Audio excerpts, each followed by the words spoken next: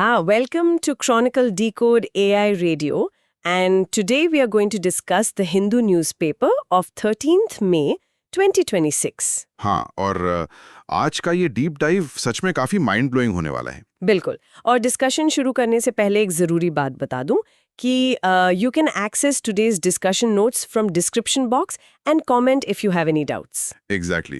तो शुरू करें? हाँ, मतलब सोचिए, एक तरफ देश का युवा बड़ी बड़ी डिग्री लेकर भी रोजगार के लिए दर दर भटक रहा है, और दूसरी तरफ देश के बैंक लगातार चौथे साल अपने रिकॉर्ड तोड़ प्रॉफिट्स का जश्न मना रहे हैं। सही बात है।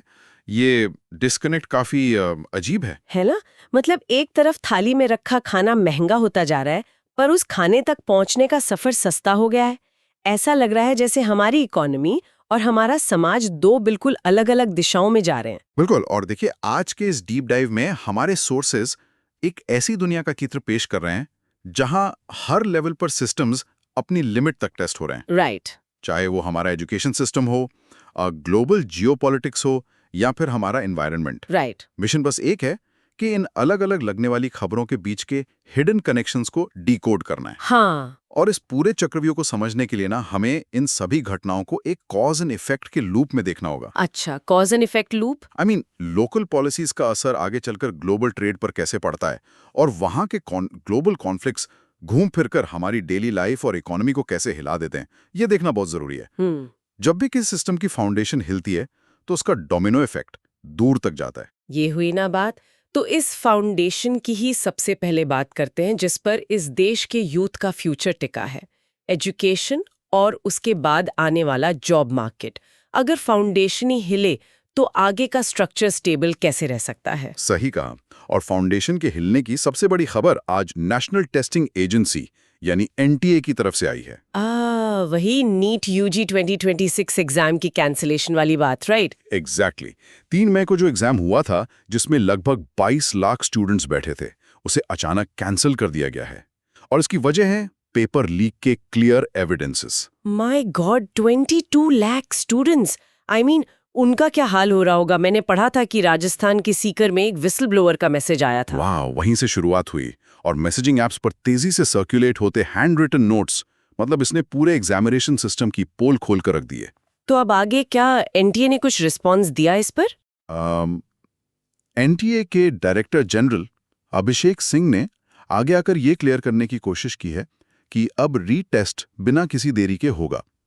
उन्होंने ये भी आश्वासन दिया है कि नई फीस या रजिस्ट्रेशन की जरूरत नहीं होगी। चलो वो तो ठीक है, पर इन्वेस्टिगेशन का क्या?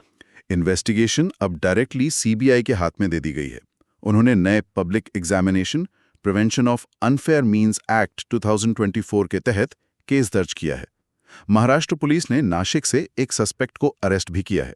ओके, पर देखिए, यहाँ जो सबसे बड़ा सिस्टमैटिक मुद्दा एक्सपर्ट्स उठा रहे हैं वो सिर्फ एक लीक का नहीं है, वो पेन एंड पेपर फॉर्मेट की फंडामेंटल वीकनेस का है। बिल्कुल। जब पेपर्स फिजिकली प्रिंट होते हैं, ट्रांसपोर्ट होते हैं और अलग अलग सेंटर्स तक स्टोर होते हैं, तो इस चेन के हर एक स्टेप पर एक बहुत बड़ी वल्नरेबिलिटी होती है। वही ना, एक सिंगल फोटो क्लिक हुई और पूरा सिस्टम ब्रीच हो जाता है।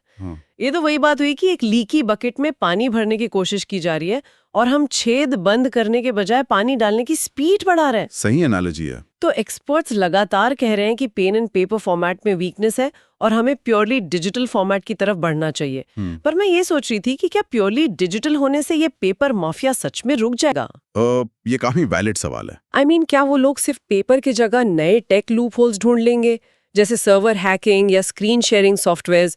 क्योंकि एनटीए ने ऑलरेडी 120 टेलीग्राम चैनल्स ब्लॉक किए थे अपनी जीरो एरर पॉलिसी के तहत, फिर भी तो लीक हो ही गया। देखिए, डिजिटल शिफ्ट सिर्फ फिजिकली पेपर के लीक होने को रोक सकता है, पर साइबर सिक्योरिटी और हैकिंग अपने आप में एक बिल्कुल अलग और बड़ा चैलेंज है। सोल्यूशन सिर्फ टेक्नोलॉजी को बदलने में नहीं छुपा है। तो फिर सोल्यूशन है क्या? सोल्यूशन सिस्टम के डिसेंट्रलाइजेशन और स्ट्रक्चरल रिफॉर्म में है। एजुकेशन एक्सपर्ट्स डिमांड कर रहे हैं कि ऐसी हाई स्टेक्स एग्जाम्स साल में मल्टीपल टाइम्स होनी चाहिए। अच्छा, जिससे किसी एक दिन पर सब कुछ डिपेंड ना करे। एग्जैक्टली। जब हम 22 लाख बच्चों का फ्यूचर एक सिंगल दिन और एक सिंगल 3 घंटे के टेस्ट पर डिपेंड कर देते हैं ना, तो उस सिस्टम को गेम करने का फाइनेंशियल इंसेंटिव इतना बड़ा हो जाता है कि माफिया हमेशा एक रास्ता ढूंढ निकालता है। सही बात है। रिस्क चाहे जितना हो, रिवॉर्ड उनके लिए बहुत बड़ा होता है। और इस सब का जो साइकोलॉजिकल टोल उन बच्चों पर पड़ता है उसका तो कोई हिसाब ही नहीं है। बिल्कुल। खैर, अब जब एजुकेशन सिस्टम ऐसी कठिनाइयों से गुजरकर किसी तरह स्टूडेंट्स को आगे भेजता है, तो आगे जॉब मार्केट उन्हें किस तरह से रिसीव करता है, इस पर हमें PLFS यानी पीरियोडिक लेबर फोर्स सर्वे 2025 के लेटेस्ट डेटा से काफी इंसाइट मिलती है। हाँ, और पहली बार ये डेटा रूरल और अर्बन दोनों सेक्टर्स को मंथली बेसिस पर कवर कर रहा है। ओह वाओ, मंथली बेसिस पर। तो डेटा क्या कहता है? डेटा कहता है कि इंडिया का overall labour force participation rate यानी LFPR 44.9% पर आ गया है और वर्कर पॉपुलेशन रेशियो भी 43.5% तक बढ़ा है। ऊपर से देखने पर तो ये नंबर्स काफी पॉजिटिव लग रहे हैं कि चलो ज्यादा लोग काम कर रहे हैं। हाँ, ऊपर से देखने पर ग्रोथ जरूर दिख रही है, पर जब हम इस एग्रीगेट डेटा को तोड़कर माइक्रो डेटा को एनालाइज करते हैं ना, तब असली फ्लॉज सामने आते हैं। और सबसे हैरान करने वाली बात वहीं आती है, डेटा में एक अजीब आयरनी छुपी हुई है। ओवरऑल नंबर्स भले ही ठीक हों, लेकिन अगर यूथ अनएम्प्लॉयमेंट देखें जो 15 से 29 साल की एज ब्रैकेट में आता है, वो 9.9% है। सही कहा। ये नेशनल एवरेज 3.1% से 3 गुना ज्यादा है। 3 गुना। और इससे भी बड़ी बात बताऊं, अर्बन एरियाज में एजुकेटेड अनएम्प्लॉयमेंट यानी जिन्होंने सेकेंडरी स्कूलिंग या उससे आगे की पढ़ाई की है, उनका अनएम्प्लॉयमेंट रेट 7.2% है। यानी इतनी मुश्किलों से डिग्री लेने के बाद भी रोजगार का स्ट्रगल बरकरार है। एग्जैक्टली। और दूसरी तरफ एक स्टेटिस्टिक ये है कि रूरल विमेन का सेल्फ एम्प्लॉयमेंट रेट 70.7% है। अब इस आंकड़े को देखकर तो लगता है कि गांव में अचानक से फीमेल एंटरप्रेन्योरशिप का कोई बूम आ गया है। लेकिन ग्राउंड रियलिटी बिल्कुल अलग है। ये 70.7% सेल्फ एम्प्लॉयमेंट किसी एंटरप्रेन्योरशिप का नतीजा नहीं है। ये मोस्टली सब्सिस्टेंस एक्टिविटी यानी गुजारा करने वाली गतिविधि है। मतलब मजबूरी का नाम सेल्फ एम्प्लॉयमेंट। एकदम सही। जब गांव में औरतों को फॉर्मल या रेगुलर वेज वाली जॉब्स नहीं मिलती, जो कि डेटा के हिसाब से वहां सिर्फ 9.3% हैं, तो वो मजबूरी में खेती, पशुपालन या छोटे घरेलू कामों में लग जाती हैं। ये सर्वाइवल स्ट्रैटेजी है, एंटरप्रेन्योरशिप नहीं। राइट। और जहां तक एजुकेटेड अनएम्प्लॉयमेंट की बात है, इकोनॉमी में जॉब क्रिएशन हमारे हाईली एजुकेटेड वर्कफोर्स को मैच नहीं कर पा रहा है। हाई स्किल जॉब्स उतनी तेजी से नहीं बन रही हैं। और एक बड़ा स्किल मिसमैच भी है, जैसे इंडस्ट्री लगातार पॉइंट आउट करती है। तो अब इकोनॉमी की इस डोमेस्टिक तस्वीर को आम इंसान के नजरिए से देखते हैं। रिटेल इन्फ्लेशन की क्या सिचुएशन है?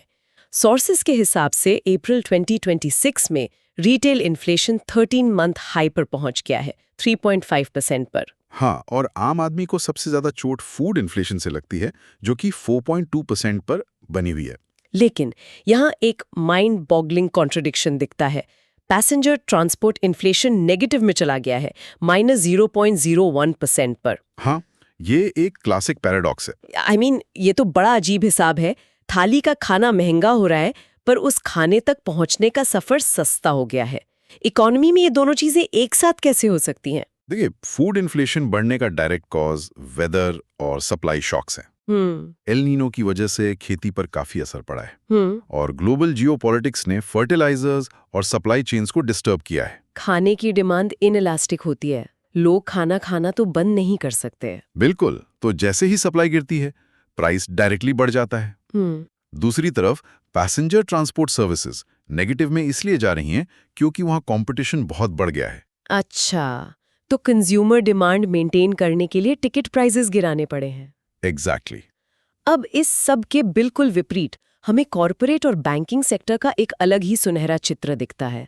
पब्लिक सेक्टर बैंक्स यानी PSBs ने फाइनेंशियल ईयर 2026 में 1.98 लाख करोड़ रुपए का रिकॉर्ड नेट प्रॉफिट दर्ज किया है। हाँ, और उनका aggregate operating profit 3.21 lakh crore तक पहुंच गया है। सोचिए, एक तरफ तो डेली खर्चे बढ़ रहे हैं और दूसरी तरफ बैंक्स लगातार चौथे साल अपनी हिस्टोरिक प्रॉफिटेबिलिटी सेलिब्रेट कर रहे हैं।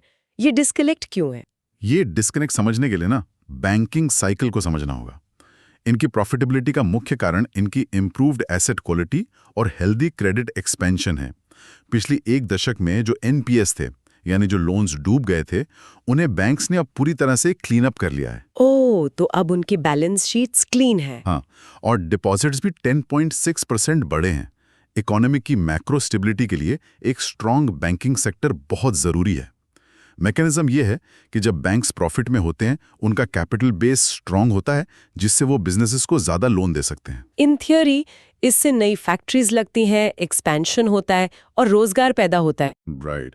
पर जमीन पर आम आदमी को यह डिस्कनेक्ट इसलिए महसूस होता है क्योंकि मैक्रो लेवल की बैंक प्रॉफिटेबिलिटी को ग्राउंड लेवल जॉब क्रिएशन में ट्रांसलेट होने में काफी वक्त लगता है। ठीक है, तो डोमेस्टिक इकोनॉमी को समझने के बाद अब देखते हैं कि इंडिया ग्लोबल स्टेज पर अपनी इकोनॉमिक पावर को कैसे एक्सपैंड कर रहा है। फ्री ट्रेड एग्रीमेंट्स या FTAs लगातार न्यूज़ में बने हुए हैं। इंडिया ओमान सीपा 1 जून से इम्प्लीमेंट होने वाला है। हाँ, इससे काफी बड़ी उम्मीदें टिकी हैं। लेकिन हमारे chief economic adviser Anantha Nageswaran ने एक बड़ी अहम वार्निंग दी है।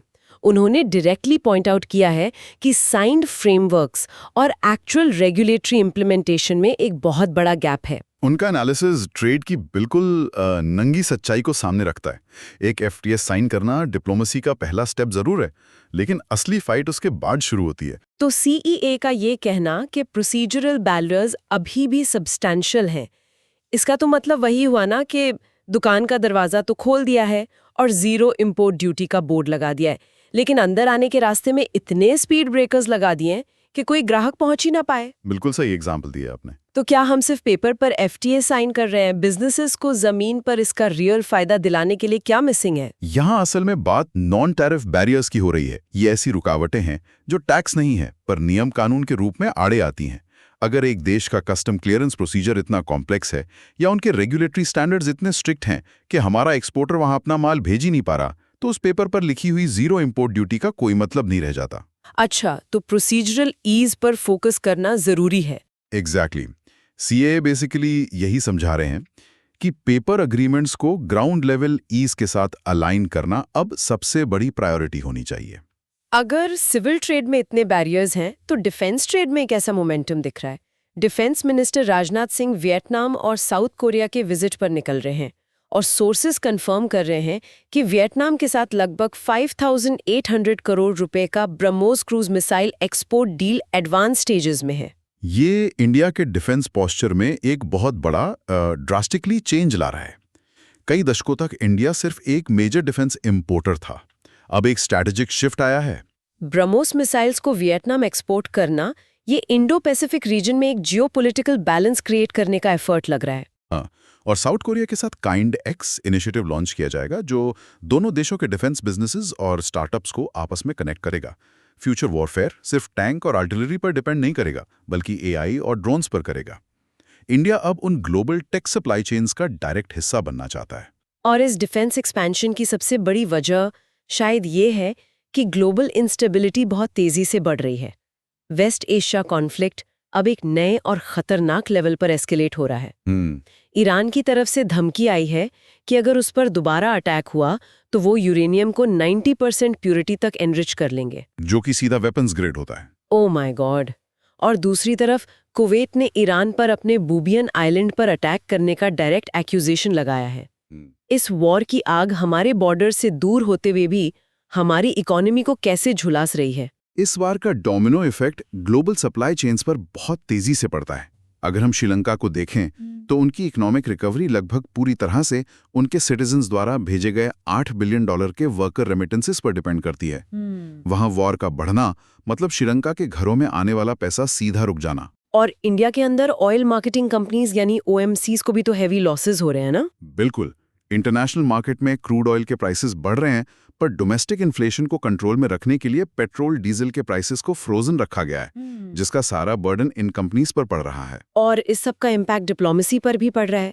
न्यू दिल्ली में जो ब्रिक्स फॉरेन मिनिस्टर्स की मीटिंग हो रही है, उसमें चाइना के फॉरेन मिनिस्टर वांग यी हिस्सा नहीं ले रहे हैं। ऑफिशियली तो शेड्यूलिंग रीजंस बोले गए हैं, पर सोर्सेज ये भी बताते हैं कि पिछले महीने ब्रिक्स प्लस की एक मीटिंग में UAE और ईरान के डेलीगेट्स के बीच वेस्ट एशिया वॉर को लेकर खुली और तीखी बहस हुई थी। ये ब्लॉक्स अब उतने यूनाइटेड नहीं लग रहे। ये घटना साफ दिखाती है कि मल्टीलैटरल फोरम्स पर कंसेंसस बनाना अब लगभग नामुमकिन हो गया है। जब नए मेंबर्स ही आपस में भिड़ रहे हों तो एक यूनिफाइड ग्लोबल स्टेटमेंट निकालना बहुत मुश्किल हो जाता है। तो ऐसी हाईली अनसर्टन दुनिया में जहां कभी भी ऑयल रूट्स ब्लॉक हो सकते हैं और मिसाइल्स चल सकती हैं, इंडियन शिप्स और ट्रेड को प्रोटेक्ट कैसे किया जाएगा? सोर्सेज में एक बहुत इंटरेस्टिंग मैकेनिज्म का जिक्र है, भारत मैरिटाइम इंश्योरेंस पूल या BMIP। हाँ, ये एक बहुत ही क्रूशल फाइनेंशियल इंजीनियरिंग है। एक तरह से देश के सप्लाई चेन की लाइफ जैकेट है। सरकार ने इस पूल के लिए 12,980 करोड़ रुपए की सॉवरेन गारंटी इशू की है।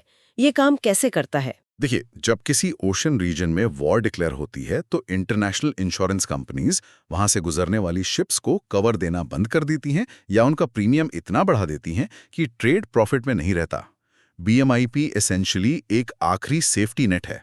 अच्छा, तो जब नॉर्मल इंश्योरेंस फंड्स खत्म हो जाएं, तो सरकार की ये गारंटी एक्टिवेट हो जाएगी? Exactly, as a backstop of last resort. यानी जब प्राइवेट इंश्योरेंस वाले डर के मारे हाथ खड़े कर दें, तब सरकार आगे आती है ताकि इंडियन कार्गो और शिप्स का मूवमेंट किसी भी हाल में बंद ना हो। वाओ, ये काफी जरूरी स्टेप है। खैर, जियोपॉलिटिक्स से हटकर अब अपने डोमेस्टिक डायनामिक्स की तरफ आते हैं। तमिलनाडु की स्टेट पॉलिटिक्स में एक बड़ा ट्विस्ट आया है। Chief minister C. जोसेफ विजय की नई पार्टी TVK को असेंबली में एक अहम ट्रस्ट वोट फेस करना है। और उन्हें AIADMK के एक रेबल फैक्शन का सपोर्ट भी मिल गया है। हाँ, जिसे फॉर्मर मिनिस्टर्स SP वेलुमनी और CV शानमुगम लीड कर रहे हैं। दूसरी तरफ पलानीस्वामी का फैक्शन क्लेम कर रहा है कि पार्टी पूरी तरह यूनाइटेड है। वैसे यहाँ हमारा किसी पॉलिटिकल पार्टी को सपोर्ट या अपोज करने का कोई इरादा नहीं है, हम सिर्फ फैक्ट्स को एनालाइज कर रहे हैं। पर इस नए पॉलिटिकल फैक्टर ने वहाँ के इक्वेशंस को हिला दिया है। इसके पीछे ड्रेविडियन पॉलिटिक्स का कोर मैकेनिज्म काम कर रहा है। AIADMK ट्रेडिशनली DMK को अपोज करने के लिए बनी थी। अब जब TVK ने एक तीसरे मेजर प्लेयर के रूप में एंट्री ली है, तो ये बाइनरी सिस्टम टूट गया है। तो AIADMK के अंदर का स्प्लिट अपने सर्वाइवल को लेकर है। बिल्कुल। TVK का आना एक कैटलिस्ट बन गया है, जिसने AIADMK को फोर्स्ड अडेप्टेशन के मोड में डाल दिया है। ट्रस्ट वोट का आउटकम तय करेगा कि आगे क्या होगा। पॉलिटिकल सर्वाइवल तो चलिए चल रहा है, लेकिन कूनो नेशनल पार्क में सर्वाइवल की एक बहुत बड़ी और दुख भरी कीमत चुकाई जा रही है। एक सस्पेक्टेड लेपर्ड अटैक में 4 चीता कब्स की डेथ हो गई है। ये प्रोजेक्ट चीता के लिए एक बहुत बड़ा झटका है, क्योंकि ये कब्स पहले थे जो ओपन फॉरेस्ट में पैदा हुए थे, राइट? बाकी अब तक सभी एनक्लोजर्स के अंदर सेफ थे। हाँ, ये ट्रेजेडी ह्यूमन इंटरवेंशन और प्योर विल्डरनेस के हार्श रियलिटीज के बीच के क्लैश को दिखाती है। हम इनक्लोजर्स बनाकर उन्हें प्रोटेक्ट तो कर सकते हैं, लेकिन वाइल्ड इकोसिस्टम में लेपर्ड्स और बाकी प्रेडेटर्स के साथ नेचुरल फूड चेन में compete करना पड़ता है। लेपर्ड्स आने वाले किसी भी नए प्रेडेटर को बचपन में ही खत्म कर देना चाहते हैं। नेचर के अपने स्ट्रिक्ट सर्वाइवल लॉजिक्स होते हैं। एक तरफ नेचर हमारी कोशिशों को चैलेंज कर रही है, तो दूसरी तरफ हम टेक्नोलॉजी के जरिए नेचर को समझने की कोशिश कर रहे हैं। IMD ने एक नया block level monsoon forecast model launch किया है। ये काफी पाथ ब्रेकिंग है। पहले डिस्ट्रिक्ट लेवल की प्रेडिक्शन आती थी। हाँ, और अब 3196 ब्लॉक्स को हाइपर लोकल फोरकास्ट मिलेंगे। और यूपी में तो उन्होंने मिथुना मॉडल का यूज करके इस रेजोल्यूशन को सीधा 1 किलोमीटर तक डाउन स्केल कर दिया है। इस साल एल नीनो फिर से डेवलप हो रहा है, जिसका मतलब है बारिश कम होने का बड़ा डर है। ऐसे में प्रिसिजन ही किसान का आखिरी हथियार बचता है। एक किसान एग्जैक्टली प्लान कर पाएगा कि उसके गांव में बारिश होगी या नहीं। एग्री इकोनॉमी को इन अनप्रेडिक्टेबल शॉक से बचाने के लिए ये tech driven data game changer साबित हो सकता है। तो आज की इस पूरी डीप डाइव से एक बात तो बिल्कुल साफ निकल कर आती है कि केओस और इंस्टेबिलिटी हर लेवल पर मौजूद है, और उस केओस को मैनेज करने के लिए हम रोज नई स्ट्रैटेजीज बना रहे हैं। हर डिस्ट्रप्शन, चाहे वो पेपर लीक हो या ग्लोबल वॉर, एक नए एडेप्टेशन को जन्म जरूर दे रहा है। सिस्टम अपने आप को सर्वाइव करने के लिए लगातार पुश कर रहा है। सही कहा। पर देखिए, आज हमने जितने भी मुद्दे डिस्कस किए, चाहे वो नीट एग्जाम का पेपर लीक हो, वेस्ट एशिया में बढ़ती हुई वॉर हो, या फिर कूनो में चीतास का स्ट्रगल, हर एक सिस्टम अपने आप में डीपली वल्नरेबल है। बिल्कुल। लेकिन एक बहुत बड़ी सोचने वाली बात यहाँ ये है कि क्या हमारे आज के सारे मॉडर्न और हाईटेक सॉल्यूशंस, जैसे प्योरली डिजिटल एग्जामिन्स पर शिफ्ट होना या multi crawl maritime insurance pool setup करना, क्या ये सच में हमें इन आने वाले शॉक से इम्यून बना रहे हैं, या फिर हम बस पुरानी प्रॉब्लम्स को सॉल्व करने के चक्कर में नए और पहले से कहीं ज्यादा complex single points of failure create कर रहे हैं? एक ऐसी कड़ी जिसके टूटने से पूरा सिस्टम पहले से भी बड़े लेवल पर क्रैश हो सकता है। ये आगे के लिए सच में एक बड़ा सोचने का विषय है। ऐसे ही नए सवालों और हिडन कनेक्शंस को डीकोड करने के लिए मिलते हैं अगली डीप डाइव में।